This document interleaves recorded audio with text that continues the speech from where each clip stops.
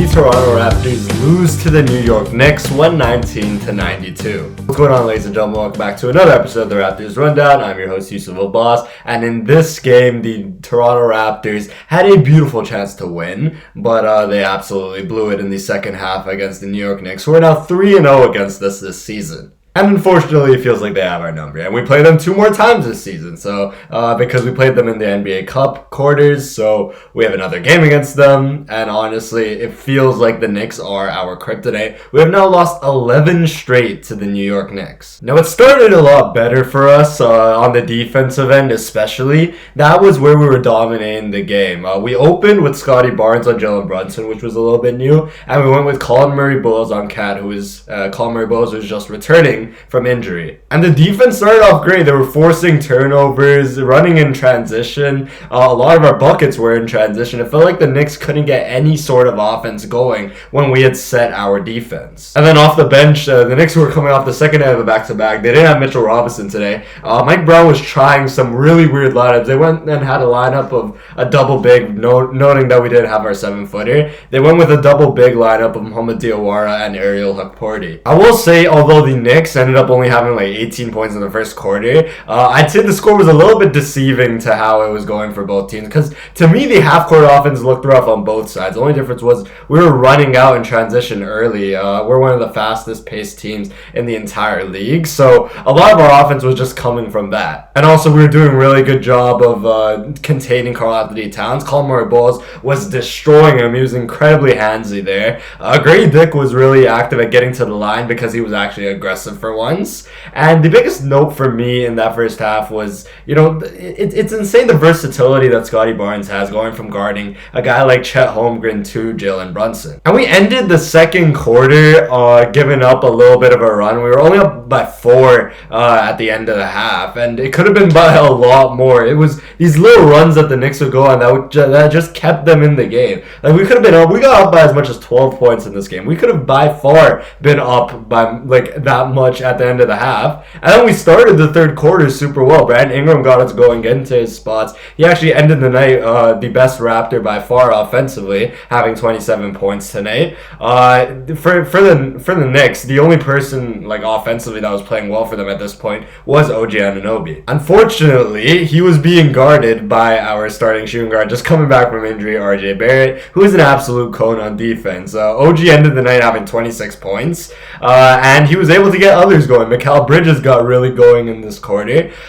Turnovers, in my opinion, were what killed us. I felt like, Mamu had a really bad night tonight, but the biggest issues with him was the turnover. He had 2 really big turnovers. Brandon Ingram had one that was called an offensive foul. It was not an offensive foul, but, that really hurt us. And the Knicks actually went on like a 15-0 run and we were taking stupid shots. There was one play where Jacoby Walter drove just at OG Anunoby, and obviously he got absolutely blocked at the rim. And that ended up with the Knicks going on like a 22-4 run in total. OG and Mikal Bridges were hitting quite literally everything. Mikal Bridges could not miss from 3. He went 4 for 6 tonight, 12 for 15 from the field. The best game in like 6 games for Mikal Bridges. We had 8 turnovers in the quarter, and at this point, we were down by like about, we were down by double digits. About like 10 points at the end of the third, and the Knicks just took over in the fourth. We weren't able to bounce back. They ended up outscoring us the most in the fourth quarter by 37-22. And now we have played the New York Knicks 3 times and have been blown out in each game so far. And to me, this is really concerning from a Raptors standpoint, because I feel like now we are 0-6 against the Knicks and the Boston Celtics, 2 really high volume 3-point shooting teams. And what does that tell you? For a lot of these teams, if you just go out there and shoot as many threes as you can against this Toronto Raptors team, you will eventually start hitting, and half of these threes were wide open. We weren't even contesting. So that's how you beat us. Especially because our 3-point shooting is one of the worst in the league. We're 26th in 3-point percentage. We shot 27% tonight. It is nearly impossible to beat a Knicks team, a talented Knicks team, when you're shooting 27%. The only way you are able to beat them is if you absolutely clamp up on the defensive end, which we did in the first half, but that's just not sustainable for an entire game. Eventually, your three-point shots have to go in. And that is why the biggest concern for me this deadline isn't even a 7-footer. I feel like without Jakob Poeltl, we've managed to win games. We've managed to stay afloat. But the three-point shooting has been a consistent concern all season long, except for maybe the first 4 games of the season when Scotty was shooting like near 40%, and like everyone was actually hitting their shots. So was RJ. But now it's starting to come down to earth, and the three-point concerns are really showing. Tonight, our main three-point shooters were not able to hit anything. Emmanuel quickly went 1 for 2. He needs to shoot a lot more three-pointers. We need to do a better job of finding him at the three-point line. Grady Dick is still struggling from 3. He was 1 for 3, which is at this point a good game for him. Jacoby Walter was absolutely horrible tonight. Even on the defensive end, he did not make up for it whatsoever. He went 0 for 6 today, 0 for 4 from 3, and I'm pretty sure all 4 of those threes were wide open. Sandro's usually a good source of three-point shooting for us. He went 1 for 4. Scotty Barnes only went 1 for 3. RJ Barrett 1 for 4. Brandon Ingram 1 for 3. Like, we definitely, by far, need more shooters. Our next game is against the Orlando Magic. Now, this is a team that, doesn't shoot the 3 ball as well like us. It's kind of funny because I see the Orlando Magic in a similar situation to us, relying on, I know their defense has fallen off a little bit, but it's starting to come back. And I think they don't have a true center right now, other than like 7-footers. I think just have Goga Bitadze, who's literally out of the lineup. Wendell Carter Jr. is about like 6'10", so it should not. The size should not be an issue whatsoever, especially now we have Colin Murray Boyles back. But for me, when it comes to the deadline, which is now I think like a week away at this point, maybe even less.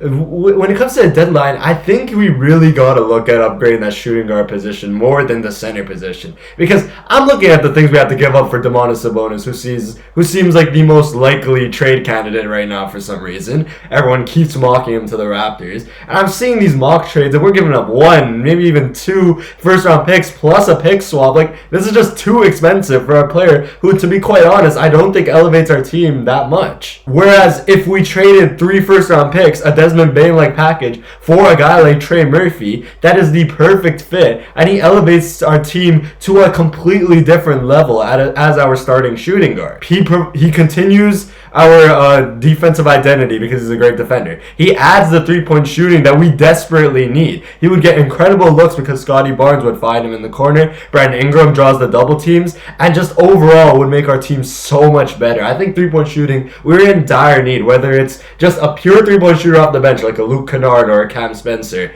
or whether we try upgrading that shooting guard position with an actual shooter like Trey Murphy. I think that is the number one thing we need to do, because I feel like if you just want a 7-footer, you can get them off the buyer's market very easily. When it comes to quality three-point shooters, you are going to need to make a trade for them. With that being said, a little bit of a shorter episode in today's Raptor Rundown. I was running a little bit late on getting this out, but I promise it won't happen again. Make sure you guys like, subscribe, comment. I appreciate you all watching, and I'll see you guys in the next episode of the Raptors Rundown.